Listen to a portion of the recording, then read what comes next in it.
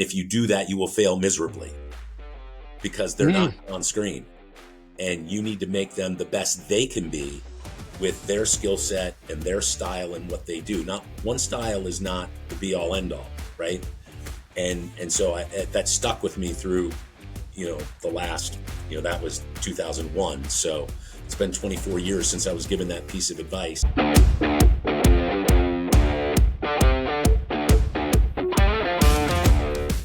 Welcome to the 1% Edge podcast, where we dive into the journeys of extraordinary guests committed to getting 1% better every day.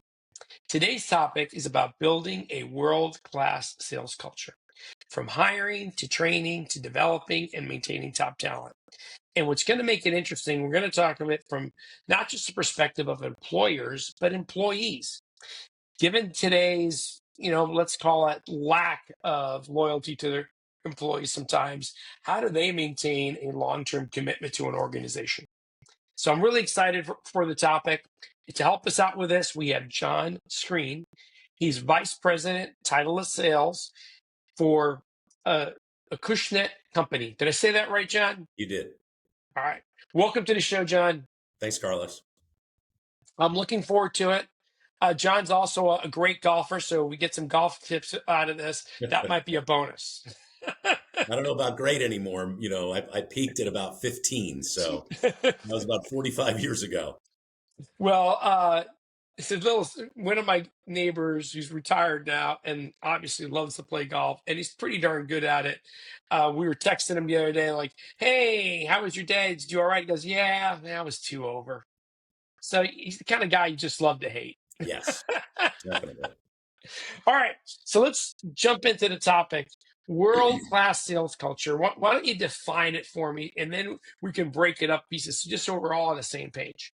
Yeah, and I think something for the audience to kind of set the stage for this, to give them an idea of what we're talking about with us, is on June 27th, I will have my 37th anniversary with the company. And in the 37 years that I've been with the company, we have never had a salesperson leave for another golf industry sales job. Ever. Wow. They've left for, family business or a startup outside the golf industry or something like that, where they've seen a good opportunity.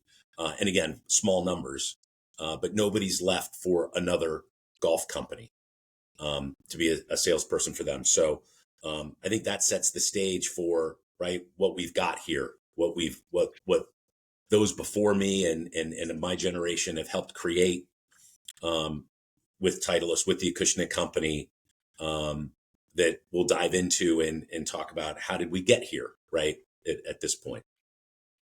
Yeah, it's very impressive. I was, as John and I were talking before the session started, I have 2 neighbors that retired from the first company they went to work for. But even they say, for their own kids, the environment's really changed. I don't know if I would recommend it to my kid to do it. And John, the fact that you're doing it today and are still seeing it in your employees team, let's call it, it's pretty amazing. So let's break it down. What makes it a world class, and why do you think they have this level of loyalty to the organization? And let's be honest, and you, because it's also the people they have loyalty, not just the company. Agree. And I think going back to when I started, in terms of what we were doing, we were hiring the best of the best away. Back then, the big brands were McGregor, Wilson, Max Fly, those companies, which really aren't around anymore.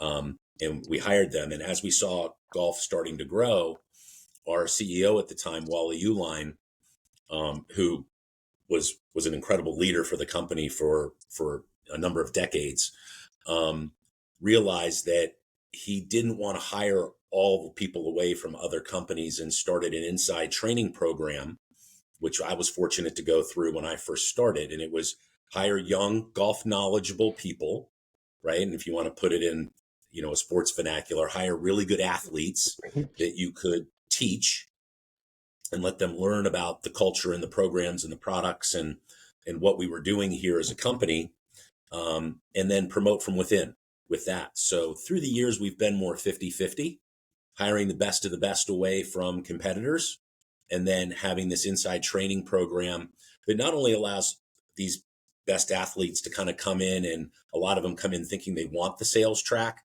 They might end up in marketing. They might end up in our testing centers. They might end up on our tour department, in product management. So we really kind of train them and let them see where their passions take them in terms of what they want to do. So it all starts with that hiring process, though, right? And how do you get those best people? And what we look for, whether it's hiring away from the competition or it's these young golf knowledgeable people, in our cases, we're looking for a strong passion around the game of golf. It's people that want to wake up every day and talk about it. They like to play it. You don't have to be good. You don't have to be great. We got plenty of people that, can't break 90 out there working for us. But it's something they love to do, and they can't see themselves enjoying their career or their path through life without golf being part of it. And so being able to attract those people, as we consider ourselves the number one golf brand out in the world, but specifically in the US. And so when you have that at your disposal, when you go to recruit people, right? People view Titleist as the pinnacle within the golf industry to go work for. We're very fortunate that helps us dramatically in that recruitment process. Now, obviously, we weren't always that. Going back, the decades, Wally became the national sales manager at the time in 1976. And it was, put into place over time. And these things take time to be able to build a brand. And when you do get to number one, that ability to endure and stay number one for a long period of time, ask the audience, can you think of another piece of sports equipment? Talking about the Titleist golf ball, we've been number one US Open since 1949. Can you think Wow. of another piece of equipment that people get to choose their equipment in the sport they play, whether it's baseball with bats or, hockey with hockey sticks or skates or different things that have been number one for 76 years plus? And this is US Open week. So we're going to be number 77 this year in a row, being the most played golf ball at the US Open. Amazing. So, all right, let's dive into like in chunks. And I think about hiring people with a passion for golf, athletes, if you will, that, seem to be willing to put in the time and effort to be excellent at something. Any other tips on hiring good people? Because I can tell you, I looked throughout my career and I looked at businesses that I've owned, hiring it, I've been lucky to find some good people, but I've made a million mistakes along the way. And obviously that's expensive when you do that. And we know that too. And so a lot of it ends up being referral. We have our sales team that's out in the field, and when they run into young assistant golf professionals or young people that are working at off-course golf shops, specialty shops that show that passion. So some kids come straight out of college to us, right? And they worked at a golf shop growing up as a kid. I did, right? I started picking range when I was 11 years old at the club that I grew up at. Started in the bag room at 13, the golf shop at 16, worked all the way through college in the golf shop, and the golf professional there was a Titleist staff member Mm. and knew Wally Uline, and he was my conduit, right? He was the person who said, here's a resume of this kid. He's a really good kid. You should hire him, right? So a lot of what we're able to break through with is our own associates that interact with people in their everyday life, right? Or at the facilities they call on, or our staff members that know people, or any other associates. So a lot of this is not just somebody off the street sending their resume in through LinkedIn or, any other avenue of recruiting. Lots of these people that we hire, the vast majority of them come with a recommendation of, this is the kind of person I know the kind of people you want, and this is the kind of person you want. You should hire this kid. Excellent. All right. So now you find the right candidate, you get them on board, and over time, like over the last, let's call it few decades, I feel like we've gone from investing a ton on onboarding and training and getting employees uh, being part of the culture to spending very little in some organizations, right? Right. Sink or swim, good luck. Right. What do you guys do for onboarding and making sure employees are successful? Well, we've had some of that too, right? Colonel Dan Rooney, who runs Folds of Honor, that's our national charity that we support. Dan has a saying, leap before you're ready. So, in other words, just go, right? You'll Yep. figure it out. And so, with some people, you see the traits they have, you have to trust that they'll figure it out, and you let them go. Now you support them, and you provide them with mentorship and guidance and things from their peers as well as the people that they report to. But the training program is really a couple fold, right? When somebody's first onboarded, they're making trips East Coast, West Coast to our facilities, golf ball and gear here on the East Coast in Massachusetts, our club facilities on the West Coast.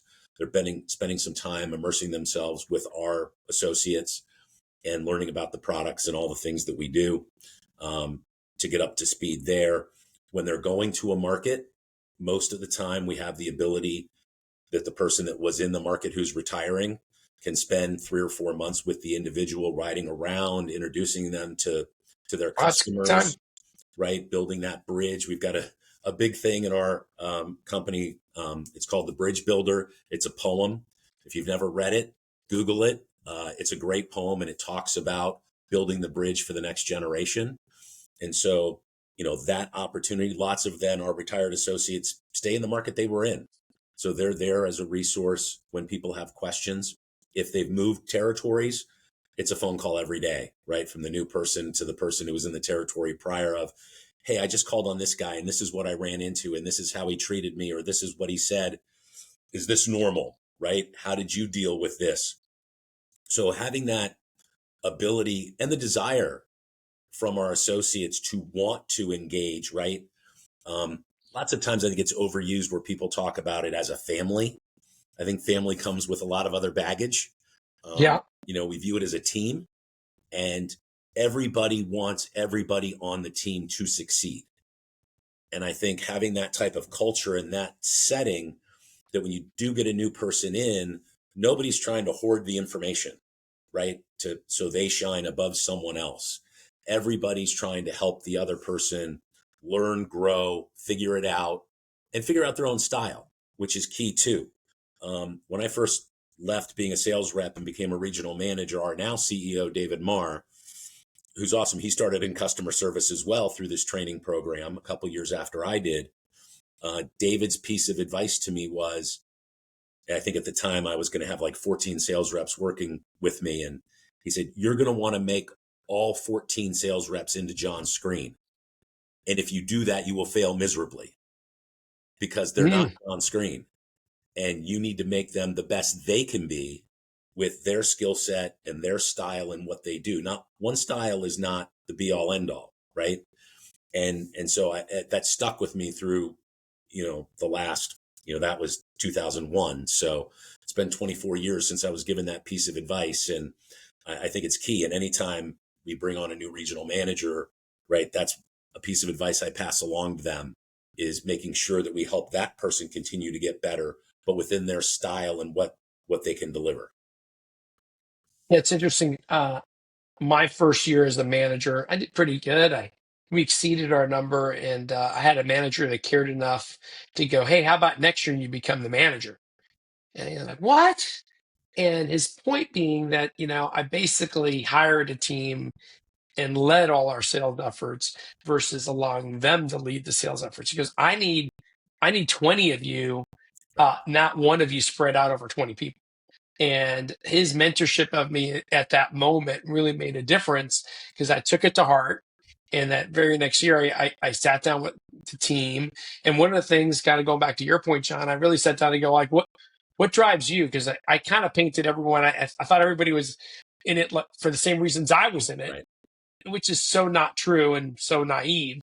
But when I actually sat down with them and their goals and understood it better, I mean, we ended up having a great year, and it really turned things around for me. And I think it was my first step in the direction of actually being a real manager, a real leader. Yeah. And mentorship is so huge throughout the company. when I was a kid growing up, that golf professional. My father passed away when I was 10.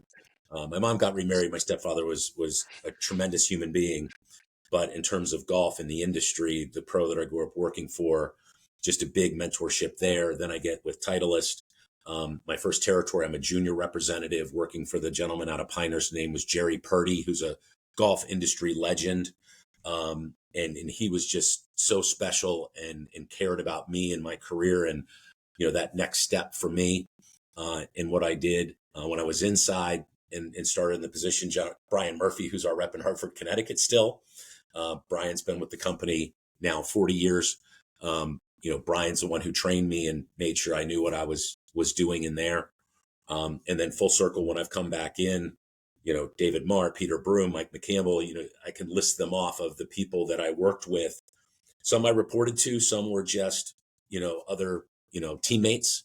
But they all cared, right? And they all wanted to see me succeed.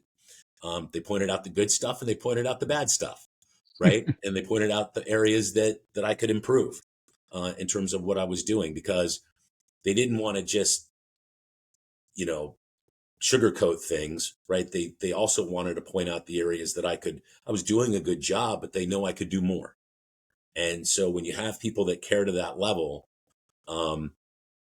it's really important. And I know a lot of people out there maybe don't have that at the companies that they work for, which makes it tougher. But we've got a gentleman that a lot of people listening to this may know, and that's Michael Breed. Michael's got a show on CBS, was on the Golf Channel for a long time, does some commentating now on Golf Channel and etc. And Michael's done some educational talks for us. And what he recommends people do is that if you don't have that, go find it. Go create your own board of directors and ask people to be on your board, to be someone who advises you and that you can talk to and tell about your situations and where you are and give you advice and feedback of what's happening. So if you're not getting it organically through where you are, seek it out, because everybody's got people in their lives that that they can call and vent to and ask advice of and other things. And hopefully it's good. Ask people that have shown a history of giving you good direction. But it's something where you can create your own a little bit if it's not happening naturally. And in your organization today, is this mentorship program something that's formal, or it just happens organically? It's a little of both. Okay. We've got a program we call an asset program, and it's where sales reps work with other sales reps. So we'll fly a rep to another market, let them spend 2 or 3 days, a bunch of windshield time, watch the other rep making sales calls, right? A lot of discussion about what they do, best practices, those kind of things. So we either try and match up a really young rep with a seasoned rep that we think their styles are somewhat similar, or at least that's the way the young person's trending, to assist them there. That's a little less pressure than when your sales director comes in and is watching you sell or Right. or making sales calls with you. To help there, lots of those then turn into organically just a connection of somebody that they can continue to call. We also tap on the shoulder of some of our more experienced group and say, hey, do us a favor.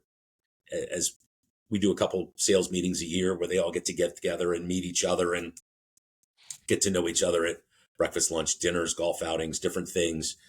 And, pick a few people that you take a shine to and invest in them. And, that bridge builder poem is a piece that every single one of our team has hanging up in their office at home. And every time a new person comes on the sales team, that's one of the first items we give them. They get their white coat, which is the fun story behind the white coat, but they get their white coat and they get their bridge builder framed poem to put in their office to remind them of the responsibility that we expect everyone in our organization do to help others. I love that. I love it. So they come on board. I mean, you hire the right people. They come on board. You spend the time training them. And one thing you said earlier, you said, hey, that person that might be leaving that territory may spend not just days, but weeks and months sometimes with the rep. And that's a big investment for the organization. How have you been able to maintain that over time as organizations get squeezed more and more? a lot of times things like this get, left out, and it's a shame. Yeah. Part of it is, have you proved that it's successful? And I believe our company believes that it's successful. So when I'm putting that in the budget, right? When I, in August and September here, am putting the dollars in the budget for 26, I'm putting dollars in that commission slash salary bucket to double pay a territory for three Right. months out of the year, and allow that opportunity for that transition to happen where it's a retirement. If it's somebody who's leaving the market and going to another market for us and we're backfilling, obviously we're not double paying there, but there's still a connection because the person's still there. They might spend a week introducing them to the best of the best. And then the rest is, phone connections, Teams calls, as the person's working through the territory. All right, excellent. All right, one more question, and then we'll go on to the maintaining this part, which is, you mentioned some great leaders that have been there and driven some of this culture of excellence. It's hard to maintain it sometimes as new leaders come in because they want to make their mark on the company. And I'm curious, how have you been able to keep this over time, even as new leadership has come in? Well, that's the thing. The new leadership has been from within the company. And Ah, so because of that, there's a continuity. The group knows them, trusts them. When Wally stepped aside, went to the board, and now he's fully retired. As David Marr came in, David worked in customer service. He worked as a rep. He worked as a regional. He worked in my role. He worked as COO. So he had earned the trust over time of the organization. And so people came in knowing what he was all about, and that there's a blueprint that we have okay. with this company, and our North Star of what we do, right? And it's the best products that are validated by the pyramid of influence, which is all the worldwide tours, the club professionals, and on down through dedicated golfers and recreational golfers. It's about fitting and customization of our products to golfers so they can play their best golf. And then it's how we connect with golfers. Those are kind of our four pillars. They haven't changed. It's been the same since the company was founded in 1932. It was founded by an MIT grad engineer named Phil Young, who grew up here. If you want to know why we're in Fairhaven, Massachusetts, it's not because it's the sexiest place to live, right? Or the best golf season. Or the best golf season, but it was where it was founded. And Phil was all about, I can create a superior quality, superior performing product through a great process. And that has not changed in the first Titleist rolled off the assembly line 90 years ago in 1935. And that ethos and that North Star, the why of what we do is there. Have you seen Simon Sinek's TED Talk that's the why? Yes, love it. Right. Talks about Apple. As he talks about that, I think, boy, he could be talking about Titleist now and he wouldn't have to change a word. And I think when people are looking at companies they go to work for or want to be a part of, right? Is it the what or is it the why? Yeah. And if you can find a company that has a history of the why, then I think how they treat their people and what they do follows through with that as well. Okay. So let's continue that thread. You and I are, let's say, a different generation than the majority of the workforce today. And a lot of millennials and Gen Zers, rightly or wrongly, have come to the conclusion that, look, there is no loyalty. This isn't a family. You Right. usually don't go, hey, you three kids have been doing good, but we got to get rid of one of you. Right. Uh, it's a business and it's a team environment where you want to excel, but in a team environment, not all players get to play sometimes. How have you all been able to maintain that culture over time, especially given economic pressures? Right. The market, goes up, goes down. Golf becomes highly popular during COVID, slows down a little bit. I'm curious about what is some of your advice for maintaining that high level of culture, and from an employee perspective, like why would they stay? Well, and a lot of it is communication, right? We do surveys. I'm sure a lot of companies do surveys, and you always hear that the communication is never perfect, right? It's either most of the time they think it's too little or it's not the right kind. And Hmm. so the more you can dial that in so people understand what the company's doing and why, because that was the thing when I was a sales rep and they would say, here's what we're doing. And I would be why, because if I know the why, then when I stand in front of the customer, I'm going to be a lot more confident. And I Right. think that's true with the whole organization, that if you have a company that's very communicative with their associates and they know what that North Star is and they know why, right? We do monthly or quarterly town halls that we broadcast to the group. We ask for questions in advance. We take questions during that. Our whole group is trying to make sure everybody understands where we're going. So part of it's that. Part of it is, I had a brother who worked for a company. I won't say who it was. And he was about 25 years in with this company. And he had somebody come in to where he was working and thank him for what he was doing.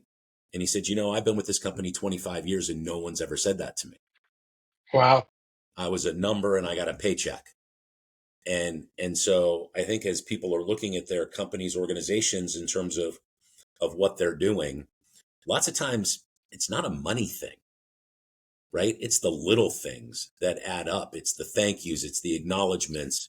It's, within our sales organizations, we have what we call a gold circle award that the top 25% of salespeople get every year, in our team. And then there's just, it's amazing, like a free shirt. It's like you gave somebody $1,000. But you're showing that you care about them as individuals, about their families, right? And what's going on there.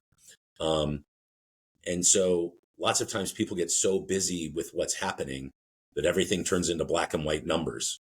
And if you can stop and if you can invest that time, fortunately, we've got enough people and the ability to do that, right? To stop, to have those discussions, to talk, to engage. And if people feel like the company cares, then there's going to be some reciprocal. Somebody comes and offers you a bag of cash, right? Things can be off the table. But my son, who's 27, writes code software, those guys jump all the time, Right. from place to place to place. And he loves where he's working.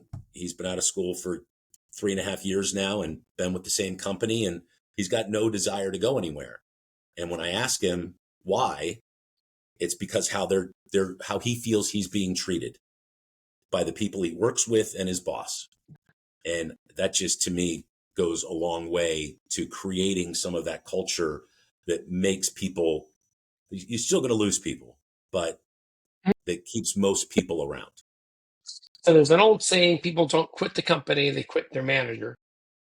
Yes. And, and I think that's something that a lot of organizations haven't been investing these days, is really in not just helping employees onboard, but helping managers lead and coach. How have you been able to really make it that connection, investing in even in your frontline managers and leadership? Well, and that's a big part. Again, picking the right people, right? Because with us, when you look at it, the people that are our regional managers, like a lot of organizations, they were our best salespeople, right? And we're not asking our salespeople to do a lot of coaching. We'll bring in outside companies to do some To do coaching that. around sales techniques and things. We want the regional to be traveling and connecting with our best customers in the region, working with the rep to help them grow the business.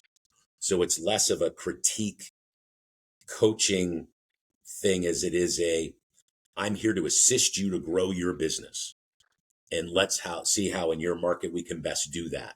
So it's a little different approach, I think, than some companies that use their regionals more as hey, you missed this quota, and they start drilling down on them, right? This is, no, hey, this is us. I own this region, you own this territory, and together this is our goal and we need to get there. And they feel it's more of a partnership than it necessarily is a,